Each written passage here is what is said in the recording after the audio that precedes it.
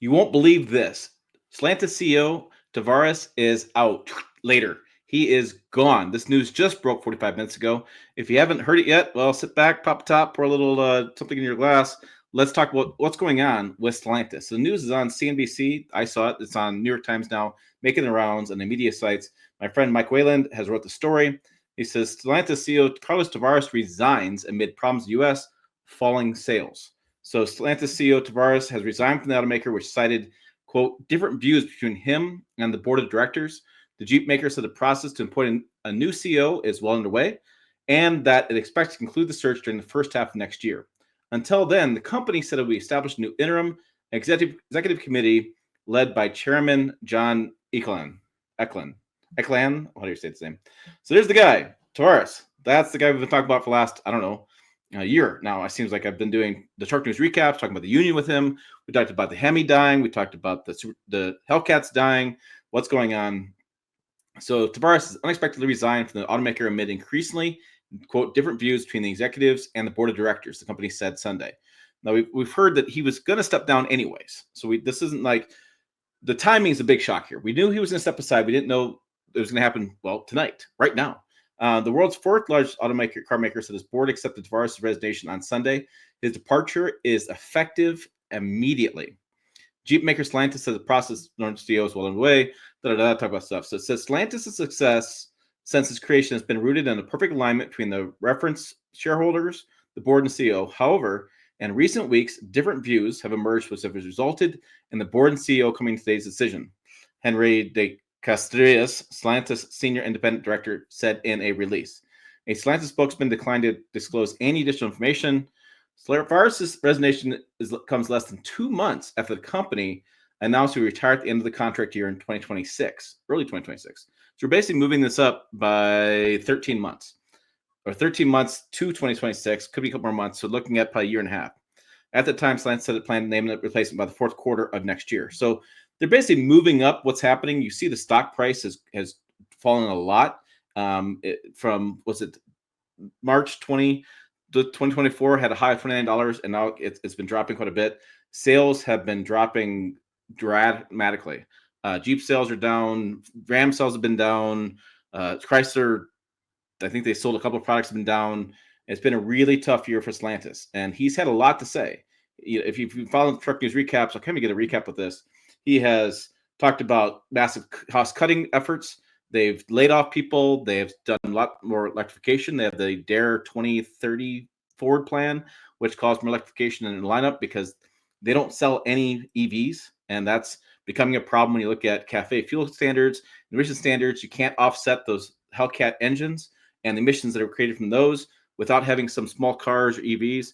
Chrysler seems lost. There was conversations about Ram and Jeep being spun off, Jeep especially being spun off and sold separately because that's a more profitable company. But Jeep has now been sales going down. They've seen competition from the new Ford Bronco. They haven't responded to that. They've done a lot of 4xe, and which has been a hit or miss for a lot of fans. That's the plug-in hybrid version of the vehicle.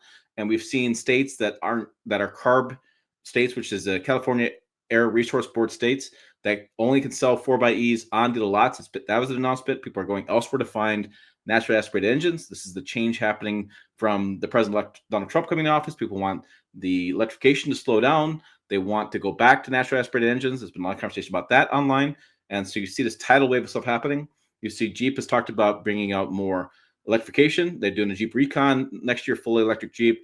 Talking about the Ram Rev, which is fully electric. The extended range version of the Ram truck. It's got some people talking about that because you have an engine that powers the battery.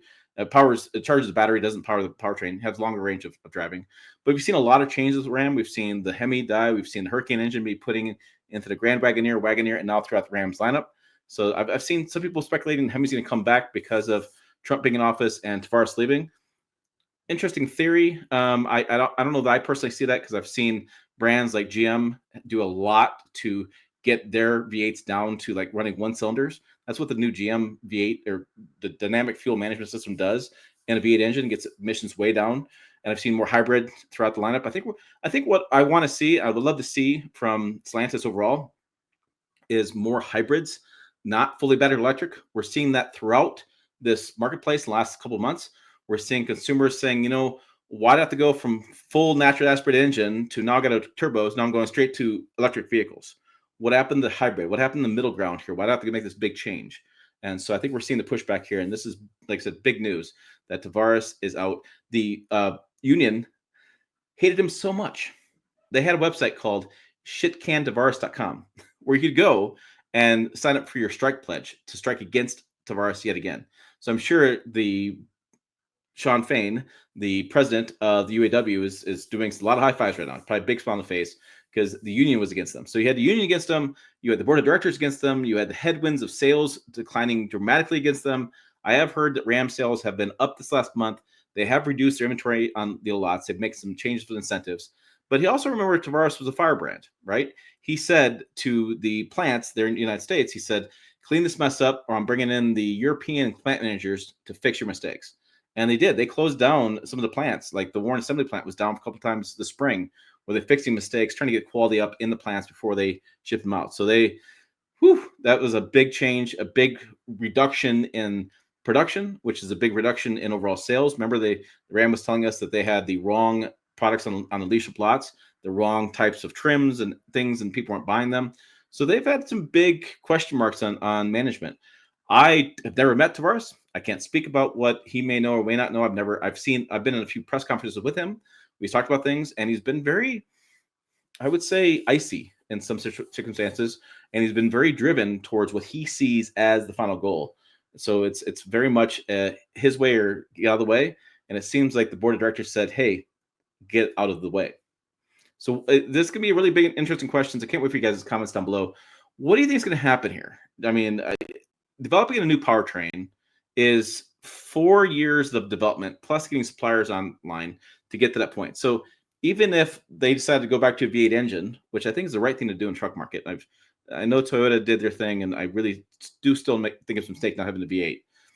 But if they were to bring that back, I think they'd have to do some reworking on things. Remember that the Hemi engine, I think it's interesting. People have a lot of rose-colored glasses in the engine, but had the Hemi tick, had some reliability issues with that. So I could see them reworking that up, but it's going to be multiple years before that change happens. And so it'll be interesting to see what happens. I would love to see the V8 come back. I don't know that this change and Donald Trump's change is going to make that happen, but I think there's going to be some conversations about that, especially moving forward, because what they've been doing hasn't been working.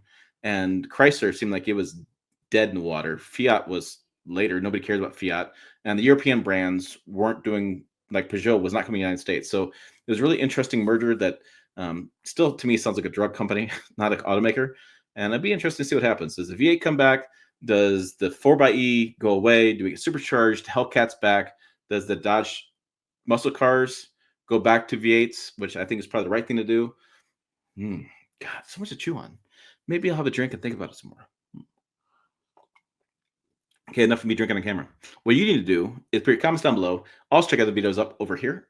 Website down below as well, pickuptrucktalk.com. As always, thanks for watching. Ooh, it's popcorn time here. This is good, fascinating stuff. I will see you down the road.